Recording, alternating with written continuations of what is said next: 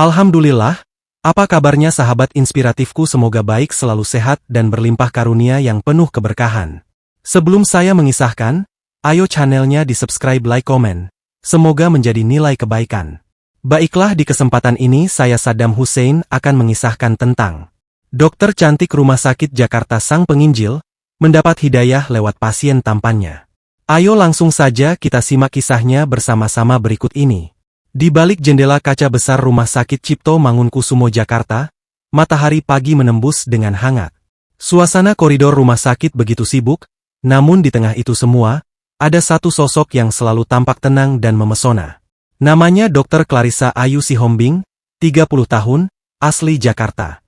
Wajahnya manis, senyumnya imut-imut seperti pagi yang segar, dan suaranya lembut mengalun seperti lagu yang menenangkan hati. Bagi banyak pasien, Clarissa bukan hanya seorang dokter umum, ia adalah pelipur lara, dan bagi sebagian lainnya, ia adalah pembawa terang. Sudah 5 tahun ia mengabdi di rumah sakit ini, tak hanya menyembuhkan lewat medis, tapi juga lewat rohani. Ia adalah seorang penginjil misionaris yang percaya bahwa kesembuhan sejati bukan hanya dari obat, tapi dari iman kepada Kristus. Banyak pasien yang ia dampingi akhirnya berpindah keyakinan, menemukan jalan menurut versi terang yang ia bawa. Bahkan beberapa rekan kerja kagum pada dedikasinya. Namun semua mulai berubah pada hari itu. Seorang pemuda masuk UGD setelah mengalami kecelakaan ringan di kawasan Blok M. Ia tampan, tinggi semampai, dan memiliki sorot mata tajam penuh pemikiran. Namanya Fikri Maulana, 29 tahun, asal Jakarta Selatan. Luka di dahinya tidak terlalu parah, tapi cukup untuk membuat Clarissa menanganinya langsung. "Nama kamu siapa?" tanya Clarissa sambil membersihkan lukanya. Fikri Maulana. "Makasih ya, Dok." Clarissa tersenyum. "Nama yang bagus. Artinya pemikiran, ya?" "Benar. Dan saya suka berpikir, Dok." Clarissa terkekeh kecil. "Saya juga." "Termasuk soal Tuhan?" tanya Fikri, sambil menatap tajam namun bersahabat. Clarissa agak terdiam, lalu menjawab, "Tentu.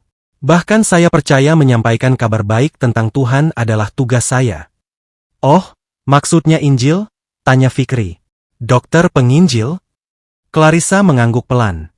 "Saya percaya, setiap jiwa yang diselamatkan lebih berharga dari dunia dan isinya." Fikri menatapnya dengan serius, lalu berkata, "Boleh kita diskusi soal itu? Aku punya banyak pertanyaan." Dan sejak hari itu, setiap kunjungan lanjutan Fikri bukan hanya soal perban atau obat, tapi juga diskusi teologi, tentang Tuhan, Yesus, manusia, dan tujuan hidup. Suatu sore di taman kecil rumah sakit, di bawah pohon flamboyan yang sedang mekar merah, mereka duduk di bangku kayu. "Clarissa," ujar Fikri pelan, "kamu percaya Yesus adalah Tuhan, ya?" Clarissa mengangguk. "Ya, Tuhan yang menjelma menjadi manusia." "Kalau Yesus adalah Tuhan," ujar Fikri sambil menatap langit, "kenapa dalam Markus 13 ayat 32, Yesus sendiri berkata bahwa tidak ada seorang pun yang tahu kapan hari kiamat, termasuk anak, hanya Bapa saja?" Clarissa terdiam. Ia hafal ayat itu, tapi belum pernah ada pasien yang menanyakannya dengan begitu tenang namun mengguncang. "Kalau dia Tuhan," lanjut Fikri, "kenapa dia tidak tahu sesuatu yang seharusnya Tuhan tahu?" Clarissa mencoba menjawab dengan teologi inkarnasi, karena dalam kemanusiaannya, ia membatasi pengetahuannya. Fikri tersenyum, tapi Tuhan yang sejati, tidak mungkin membatasi sifat ketuhanannya. Karena kalau bisa dibatasi, maka dia bukan Tuhan yang mutlak. Clarissa mulai goyah. Ia merasa logikanya seperti benang yang ditarik perlahan tapi pasti, dari simpul-simpul keyakinan yang telah ia genggam seumur hidup. Dan itu baru awalnya. Hati Clarissa bergolak. Sejak diskusi sore itu di bawah pohon flamboyan, pikirannya tak lagi tenang. Ia tetap tersenyum pada pasien-pasiennya, tetap membacakan ayat-ayat Injil kepada mereka, tapi di dalam dirinya ada gema pertanyaan yang tak bisa ia redam. Gema dari pertanyaan Fikri, yang tampaknya biasa, namun mengguncang fondasi keyakinannya selama ini. Malam itu, Clarissa memutuskan untuk membaca ulang Alkitab Bible. Ia ingin mencari kembali kekuatan dalam firman yang selama ini ia yakini. Tapi entah mengapa, setiap ayat yang dibacanya seakan memunculkan tanya. Seperti ketika ia membaca Yohanes 17 nomor 3, Yesus berkata, Inilah hidup yang kekal itu, yaitu bahwa mereka mengenal Engkau, satu-satunya Allah yang benar, dan mengenal Yesus Kristus yang telah Engkau utus. Satu-satunya Allah yang benar? Dan Yesus hanya diutus? Hatinya bergetar. Ia menutup kitabnya, lalu menatap langit-langit kamar. Lalu ia mengingat wajah Fikri. Beberapa hari kemudian, Fikri kembali kontrol. Luka di dahinya nyaris sembuh. Tapi kedatangannya bukan sekadar untuk mengecek luka. Mereka duduk kembali di bangku taman rumah sakit. Clarissa kali ini yang membuka pembicaraan. Fikri, aku mau tanya. Silakan, Dok. Dalam Islam, siapa itu Yesus? Fikri menjawab lembut, dalam Al-Quran, namanya Isa Al-Masih. Ia nabi yang mulia. Lahir dari perawan suci Maryam. Ia bisa menyembuhkan orang buta, menghidupkan orang mati, dengan izin Allah. Tapi ia bukan Tuhan. Ia utusan, bukan yang diutus. Clarissa menunduk. Kalau begitu, siapa Tuhan dalam Islam? Allah. Esa. Tempat bergantung seluruh makhluk, tidak beranak dan tidak diperanakan. Dia bukan manusia. Dia tidak pernah tidur, tidak butuh makan, tidak bisa dibunuh. Tidak ada sesuatu pun yang menyerupainya. Clarissa mengangguk pelan. Tapi kenapa kamu yakin Al-Quran benar? Fikri tersenyum, lalu membuka ponselnya. Ia menunjukkan potongan ayat Al-Quran, Quran Surat Al-Anbiya ayat 30. Apakah orang-orang kafir tidak mengetahui bahwa langit dan bumi itu keduanya dahulu adalah suatu yang padu, kemudian kami pisahkan antara keduanya? Itu tentang Big Bang, kata Fikri. Dikatakan 14 abad yang lalu. Bagaimana mungkin seorang buta huruf di padang pasir tahu ini? Clarissa terdiam lama. Tak ada kata. Tapi dalam dadanya, gemuruh mulai menyerbu. Malam itu, Clarissa bermimpi. Ia berada di lorong rumah sakit yang panjang dan putih. Lampu-lampu di langit-langit meredup. Ia berjalan, sendirian. Tiba-tiba, dari ujung lorong, muncul cahaya terang. Seorang pria berjubah putih berdiri di sana. Wajahnya tak tampak jelas, tapi hatinya tahu. Itu bukan siapa-siapa, melainkan petunjuk. Ia terbangun. Dadanya sesak. Matanya basah. Di tengah malam, ia menangis. Untuk pertama kalinya, ia merasa kosong. Keesokan harinya, ia menghubungi Fikri. Bisa temani aku ke masjid? Fikri tak menjawab. Hanya ada hening di ujung telepon. Tapi Clarissa tahu, itu adalah ya. Di Masjid Sunda Kelapa, Jakarta, dalam kesunyian dan gemetar, Clarissa mengucapkan 2 kalimat syahadat dengan air mata yang mengalir deras. Asyhadu an la ilaha illallah, wa asyhadu anna Muhammadan Rasulullah. Semua terasa seperti fajar baru menyinari hatinya yang lama terkunci. Ia bukan lagi Clarissa sang penginjil. Ia kini Hadijah Ayu Sihombing, seorang muslimah. Dan tak lama berselang, Fikri melamarnya. Di bawah langit biru Jakarta, 2 hati yang disatukan oleh kebenaran dan petunjuk Allah memulai hidup baru. Sahabat inspiratifku yang berbahagia. Hari-hari setelah keislamannya adalah musim semi bagi hati Ayu. Nama baru Clarissa setelah mengucap syahadat. Tapi musim semi pun kadang dihantam badai.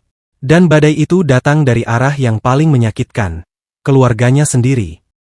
Pagi itu, Ayu duduk di ruang tamu rumah masa kecilnya di Bilangan Menteng. Dinding rumah penuh salib dan lukisan perjamuan kudus. Ibunya, Nyonya Marissa Sihombing, menangis dalam diam. Ayahnya, Pak Daniel Sihombing, pensiunan pejabat tinggi dan penatua gereja, menatap kosong dengan tangan mengepal. Kamu bilang apa tadi, Clarissa? Tanya sang ayah, suara bergetar. Masuk Islam. Ayu mengangguk pelan. Iya, ayah. Aku sudah mengucapkan 2 kalimat syahadat. Brak. Sebuah bingkai foto jatuh dari rak. Ibu Ayu menjerit pelan, tak kuasa menahan emosi. Kamu tahu nggak? Kamu itu harapan kami. Kamu bukan hanya anak kami, kamu juga utusan gereja. Bu, ayah, aku tetap anak kalian. Tapi hatiku menemukan kebenaran yang tak bisa lagi kupungkiri. Aku belajar, aku tidak sekadar berpindah keyakinan. Aku berpindah dari gelap ke cahaya. Sang ayah berdiri, nadanya tinggi. Cahaya? Kamu bilang agama kita gelap. Kami rela kamu jadi penginjil karena kami percaya kamu akan jadi terang. Tapi sekarang, kamu justru jadi pengkhianat. Tangis Ayu pecah. Aku nggak pernah berniat mengkhianati. Aku hanya mengejar kebenaran. Bukankah Yesus sendiri berkata, kebenaran akan memerdekakan kamu? Suasana mencekam. Hening. Hanya suara jam dinding berdetak lambat. Ayah, Bu, aku mohon, jangan benci aku. Dengan mata memerah, sang ibu hanya menjawab, keluar dari rumah ini. Sekarang juga. Sebelum kami benar-benar tidak menganggap kamu anak.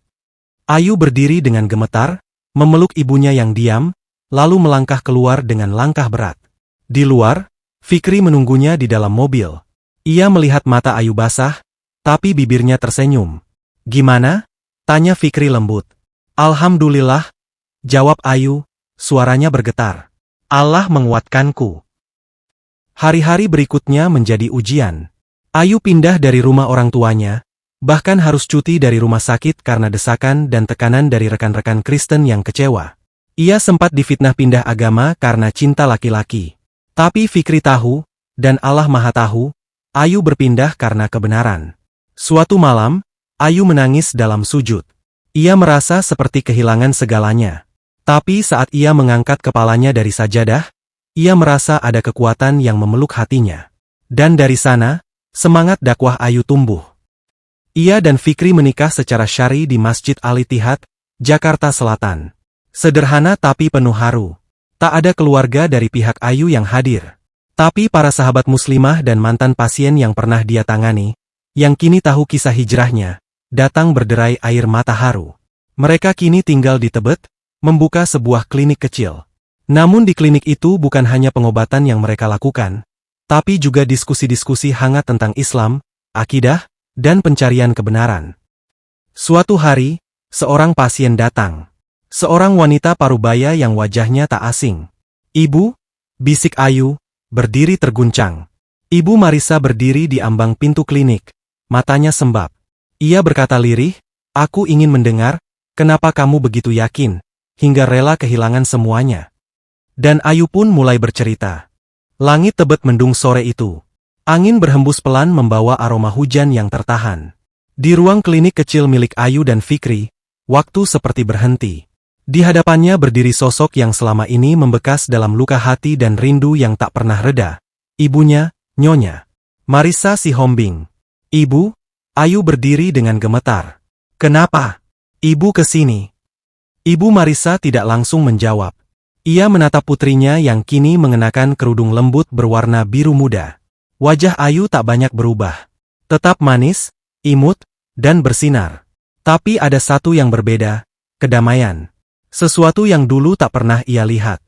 Aku, sudah capek menolak rindu, Clarissa, kata sang ibu lirih.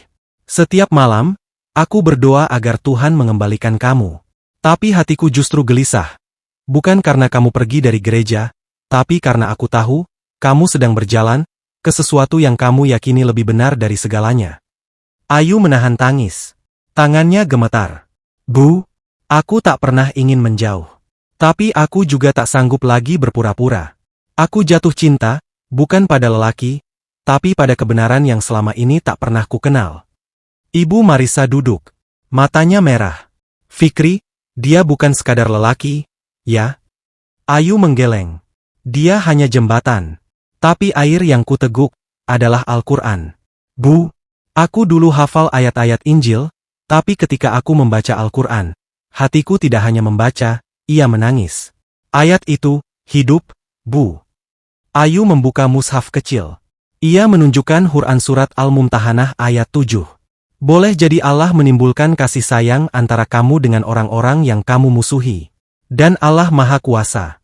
Dan Allah Maha Pengampun lagi Maha Penyayang. Ibu membenciku, tapi Allah bisa menjadikan itu cinta lagi. Ibu Marisa meneteskan air mata. Tangannya gemetar saat menerima mushaf itu. Ia buka lembar demi lembar. Tak ia mengerti isinya sepenuhnya, tapi sesuatu dalam hatinya mulai bergerak. Dulu, aku ajarkan kamu menyanyikan pujian di gereja, katanya pelan. Sekarang, kamu ajarkan aku mendengar ayat-ayat yang membuatmu kuat. Ayu mengangguk. Mereka berpelukan. Hujan akhirnya turun di luar sana. Tapi di dalam ruangan itu, hujan hati mulai mereda. Beberapa bulan berlalu. Ibu Marisa kerap datang ke klinik. Ia tak pernah lagi mengucap kata marah. Ia lebih banyak mendengar. Kadang membawa kue, kadang hanya duduk menemani Ayu yang menulis jurnal Islam tentang kisah-kisah para mualaf yang ia rawat. Pada suatu malam Ramadan, Fikri mengimami salat tarawih di musyalah kecil di dekat rumah. Di saf belakang, berdiri seorang wanita berkerudung tipis, masih canggung, tapi tampak tulus. Ia menangis sepanjang salat. Dan ketika mereka selesai, Ayu mendekatinya. "Bu, kenapa ibu menangis?" Ibu Marisa tersenyum dengan mata basah. "Karena untuk pertama kalinya, aku merasa berbicara dengan Tuhan yang benar-benar esa." Ayu tak mampu berkata apa-apa lagi. Ia peluk ibunya. Dalam diam, mereka tahu, hidayah tak datang karena dipaksa, tapi karena ketulusan hati yang Allah bukakan. Kisah Ayu kini menjadi inspirasi. Ia dan Fikri sering diundang untuk berbicara di seminar kampus, komunitas mualaf, hingga tayangan dakwah di YouTube. Tapi bagi Ayu, momen paling berharga bukanlah viral atau dikenal. Momen paling berharga adalah ketika seorang ibu memanggil namanya kembali. "Anakku, Ayu." Sahabat inspiratifku yang berbahagia. Sejak kisah Ayu dan Fikri viral di media sosial dan kanal YouTube dakwah, klinik sederhana mereka di Tebet tak pernah sepi. Pasien berdatangan, bukan hanya untuk berobat, tapi juga mencari jawaban, mencari cerita. Sebagian besar datang dengan penasaran, sebagian dengan rasa kagum. Namun tak sedikit pula yang datang dengan dendam. Suatu pagi, seorang pria parubaya berdasi rapi datang ke klinik. Ia mengaku sebagai wartawan dari sebuah media Kristen. Ia menyodorkan kartu pers dan langsung mengajukan pertanyaan tajam. "Dokter Ayu, apa Anda menyadari bahwa kisah hijrah Anda telah menyakiti banyak hati umat yang dulu Anda layani? Apakah Anda menyesal telah menanggalkan misi pelayanan Injil yang selama ini Anda emban?" Ayu tersenyum lembut, meski hatinya waspada. "Saya tak pernah berniat menyakiti siapapun, Pak. Justru saya ingin jujur pada hati saya sendiri. Bukankah setiap manusia berhak mencari kebenaran? Saya hanya berjalan pada apa yang saya yakini sebagai jalan Tuhan. Namun Anda memanfaatkan jabatan sebagai dokter untuk mengislamkan orang lain. Benar." Kali ini Fikri yang menjawab, tenang tapi tegas. "Tidak ada pemaksaan dalam agama. Dakwah kami bukan propaganda. Justru dulu, istri saya berdakwah atas nama gereja kepada pasiennya. Tapi saat ia menemukan cahaya Islam, ia memilih jalan diam. Justru yang menyebarkan kisah ini bukan kami, tapi masyarakat yang merasa tersentuh." Wartawan itu terdiam. Tapi benih amarah sudah ditabur. Malam harinya, akun media sosial Ayu dibanjiri komentar penuh caci maki. Beberapa akun anonim menyebutnya pengkhianat, murtad dari misi kasih. Bahkan kliniknya mulai diancam akan dilaporkan ke pihak berwenang karena dianggap melakukan radikalisasi terselubung. Ayu sempat goyah. "Fikri, aku takut. Bagaimana jika mereka benar-benar membungkam kita? Bagaimana kalau kita dijebak?" Fikri menggenggam tangan istrinya. "Sayang, bukankah Rasulullah juga difitnah? Bahkan diusir dari tanah kelahirannya. Tapi beliau tetap menyampaikan kebenaran dengan sabar. Jangan takut. Selama kita berdiri di jalan Allah, tak ada yang perlu dikhawatirkan." Ayu mengangguk. Air matanya jatuh. Tapi ada cahaya tegar di sorot matanya. Dan benar. Beberapa hari kemudian, sebuah surat resmi dari organisasi tertentu masuk ke Dinas Kesehatan. Klinik mereka dipanggil untuk klarifikasi. Tuduhan, menyebarkan agama secara terselubung di tempat layanan medis. Tapi Allah Maha melindungi. Setelah penyelidikan dilakukan, tidak ditemukan bukti pelanggaran. Justru testimoni pasien-pasien, baik muslim maupun non-muslim, menyatakan bahwa Ayu dan Fikri melayani dengan hati, tanpa pernah memaksa siapapun menerima ajaran Islam.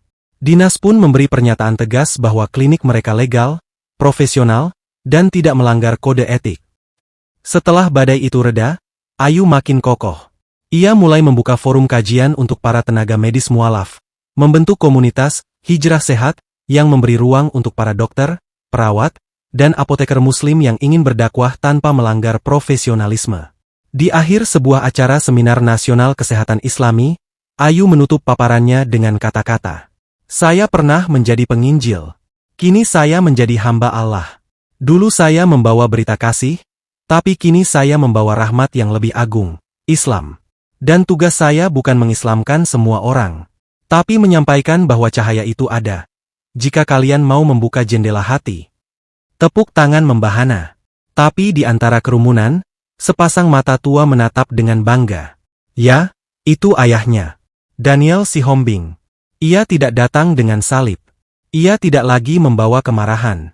Tapi untuk pertama kalinya, ia berkata setelah acara, Clarissa, atau Ayu, mungkin aku belum seiman denganmu.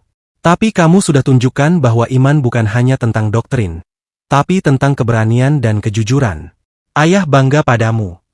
Dan Ayu pun tahu, Hidayah, mungkin hanya tinggal satu tarikan napas lagi bagi ayahnya. Sahabat inspiratifku yang berbahagia. 2 tahun berlalu sejak Ayu mengikrarkan syahadat. Kliniknya kini tak lagi sekadar tempat berobat. Ia menjadi ruang bagi mereka yang luka hatinya, bimbang jiwanya, dan rindu kebenaran. Dari Jakarta, cahaya itu mulai menyinari dunia. Suatu pagi, Ayu menerima email dari sebuah lembaga kesehatan Islam internasional yang berbasis di London, The Global Muslim Health Initiative. Mereka tertarik pada pendekatan dakwah lembut yang dilakukan Ayu, melayani, menyentuh, lalu mengilhami. Isi suratnya sederhana tapi mengejutkan. Dr. Ayu Fadilah, kami ingin mengundang Anda sebagai pembicara utama dalam konferensi Fight Healing yang akan diadakan di Istanbul, Turki. Kami percaya pengalaman Anda adalah kisah kekuatan, ketulusan, dan keberanian yang harus didengar dunia. Ayu menatap layar laptopnya lama. Ia menghela napas. Fikri, aku diundang ke Istanbul. Fikri yang sedang membaca Al-Quran tersenyum. Subhanallah, ini bukan lagi kisahmu, sayang. Ini sudah jadi kisah umat. Perjalanan ke Istanbul menjadi pengalaman spiritual tersendiri. Di hadapan ribuan peserta dari berbagai negara, Ayu berdiri di podium dengan jilbab biru langit, wajah teduh dan suara bergetar namun tegas. Di lorong-lorong rumah sakit, saya pernah menjadi penginjil. Tapi justru di ranjang pasien, saya disembuhkan dari kebutaan hati. Dan dalam diskusi dengan seorang pasien muslim, saya tak kalah, saya menang. Karena saya menemukan kebenaran sejati, la ilaha illallah. Tepuk tangan membahana. Tapi yang paling menyentuh adalah saat seorang dokter wanita asal Brazil menghampirinya usai acara. Wanita itu berkata lirih, "Can I read the Quran too?" Ayu tersenyum. The Quran doesn't choose the reader. It waits for the heart who dares to open. Namun tak semua menyambut kisah Ayu dengan pelukan. Beberapa organisasi misionaris internasional melabelinya sebagai pengkhianat lintas negara. Bahkan menyebarkan kampanye untuk menuduh bahwa ia dipaksa berpindah agama. Media sekuler barat mulai menulis narasi miring. Dokter Indonesia menggunakan Islam untuk propaganda medis. Namun Ayu tak gentar. Ia menghadap badai dengan kelembutan. Setiap fitnah ia balas dengan data, setiap celaan ia balas dengan kasih sayang. Dulu aku membawa salib dengan kebanggaan, katanya dalam satu wawancara, sekarang aku membawa Al-Quran dengan kerendahan hati. Karena cahaya itu tak pernah menyilaukan, ia hanya menyinari. Setelah pulang dari Istanbul, Ayu melanjutkan dakwahnya di Indonesia. Tapi kali ini dengan skala lebih besar. Mendirikan pusat konseling mualaf kesehatan jiwa Islami. Tempat ini jadi rumah bagi banyak orang yang terasing dari keluarganya karena hijrah. Atau yang mencari arah hidup setelah kehilangan keyakinan lama. Suatu sore, Ayu duduk bersama seorang gadis muda, mantan biarawati dari Flores, yang menangis karena diusir oleh keluarganya. Ayu menggenggam tangannya. Aku juga pernah merasakan itu, ucap Ayu lembut. Tapi jangan takut. Kita kehilangan keluarga karena Allah, tapi Allah ganti dengan keluarga yang lebih luas, umat ini. Di kejauhan, Fikri sedang mengajar anak-anak mengaji. Di sampingnya, tampak sosok tua yang Ayu kenal betul. Ayahnya, Pak Daniel Sihombing, kini tak lagi datang dengan kebencian. Ia belum masuk Islam. Tapi kini ia duduk, mendengar, tersenyum. Bahkan sesekali ikut mengantar makanan untuk anak-anak penghafal Quran. Dan Ayu tahu, hidayah, seperti fajar, tak datang serentak.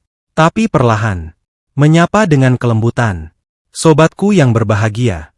Hari itu, Jakarta basah oleh hujan subuh. Ayu baru saja menyelesaikan salat tahajud ketika ponselnya berdering. Di layar, Tertera nama yang membuat hatinya seketika bergetar. Ayah. Clarissa.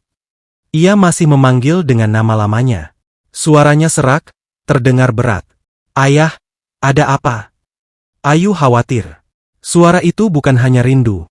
Ia terdengar seperti sedang menahan sesuatu yang sangat dalam. Ayah, mimpi. Mimpi. Ayah lihat kamu sedang duduk di dalam masjid bercahaya. Dan dari dadamu keluar cahaya putih yang menyebar ke seluruh ruangan. Dan aku berdiri di luar, menggigil. Lalu ada suara, lirih tapi sangat jelas. Bilang, mengapa kamu ragu, Daniel? Bukankah sudah cukup bukti untukmu? Ayu tak bisa berkata-kata. Air matanya menetes satu-satu. Ayah bingung, Ayu. Datanglah ke rumah, kita bicara. Sore itu, Ayu menyambut ayahnya di klinik. Tapi bukan di ruang periksa. Ia membawanya ke musyalah kecil di belakang bangunan. Ayahnya berdiri kaku di ambang pintu. Aku, bukan muslim. Tak apa. Duduklah di sini. Hanya untuk mendengar. Di dalam, Fikri sedang membaca surah Al-Baqarah ayat 256. Tidak ada paksaan dalam menganut agama. Pak Daniel duduk. Tangannya bergetar. Ia melihat mushaf di pangkuan Ayu. Perlahan ia berkata, Ayah dulu pikir, kamu tersesat. Tapi semakin ayah lihat, justru kamu jadi lebih jujur, lebih damai. Waktu kamu masih Kristen, kamu pintar dan berani. Tapi sekarang, kamu jadi bijak dan menenangkan. Ia menatap Ayu dalam-dalam. Ajari ayah, tentang Tuhan yang kamu sembah. Ayu mengangguk. Ia mulai menjelaskan, dari tauhid, sifat-sifat Allah, kisah para nabi, hingga peran Nabi Isa dalam Islam. Perlahan, tanpa emosi berlebih, hanya akal dan hati yang diajak bicara. Pak Daniel hanya mendengarkan. Dan pada malam harinya, ia minta ditemani ke Masjid Sunda Kelapa. Ruang utama masjid tenang. Hanya ada satu lampu gantung menyala temaram. Imam masjid yang sudah mengenal Ayu dan Fikri menyambut mereka hangat. Pak Daniel berdiri. Nafasnya dalam. Lalu, dengan suara bergetar tapi penuh tekad, ia ucapkan, Asyhadu an la ilaha illallah, wa asyhadu anna Muhammadan Rasulullah. Ayu menangis terseduh. Fikri memeluk ayah mertuanya dengan takbir. Imam masjid mengusap bahunya sambil berkata, Selamat datang dalam keluarga para nabi. Malam itu, Jakarta menyaksikan sebuah fajar yang baru. Fajar bagi seorang ayah yang telah lama menolak cahaya. Fajar bagi seorang putri yang dulu ditolak karena iman, tapi kini dipeluk oleh cinta yang lebih agung. Esok harinya, kabar itu menyebar ke seluruh komunitas dakwah. Tapi bagi Ayu, satu hal lebih penting dari segalanya. Ia kini bisa salat berjamaah dengan ayahnya. Di rumah kecil mereka di Tebet, terdengar suara azan berkumandang dari masjid dekat sana. Ayah dan anak itu berdiri di saf yang sama, menghadap kiblat yang sama, dan memuja Tuhan yang sama, Allah Subhanahu wa Ta'ala. Hidayah benar-benar telah menemukan jalannya. Sahabat inspiratifku yang berbahagia. Demikian kisah ini saya sajikan, semoga bermanfaat, menambah literasi cakrawala berpikir kita, dan menginspiratif di dalam menapaki jalan kebenaran yang sesungguhnya, dalam naungan cahaya petunjuk Allah Ta'ala. Atas subscribe channelnya, saya ucapkan terima kasih, semoga menjadi nilai kebaikan. Saya Saddam Hussein mohon pamit undur diri, dan sampai berjumpa kembali di video kisah inspiratif lainnya. Saya sudahi perjumpaan ini dengan mengucapkan, Wassalamualaikum warahmatullahi wabarakatuh.